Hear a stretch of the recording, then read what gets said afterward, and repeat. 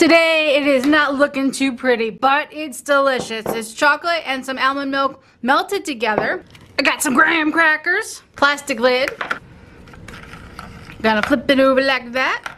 There we go. Down. Beautiful. So I still got half a banana left. And I'm thinking, you know what? I want the whole banana. Let's do all of it. Maybe it'd be better if I smushed it and then put it on there. Ooh, that could work. But we're here now, so let's do this. Chocolate down. More chocolate. All right, ready? What do you think?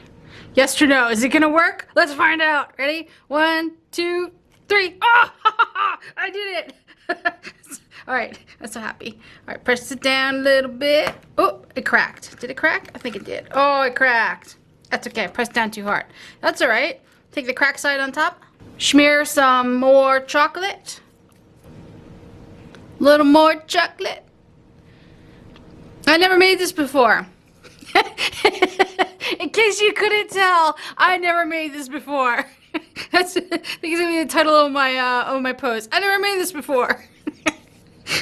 There we go. Look at that. Look at that. Oh, just get over here a little bit. A little bit.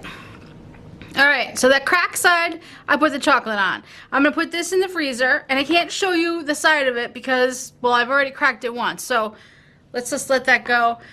Hopefully there'll be a thumbnail. I am not too hopeful that there's gonna be a good thumbnail for this, but who cares? It's bananas, chocolate, graham crackers. Ta-da!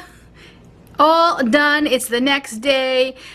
Now it's softer because I let it set out, and it tastes like a banana cream pie. Only I've got ideas now for another one, and like I said, that was what makes playing in the kitchen fun.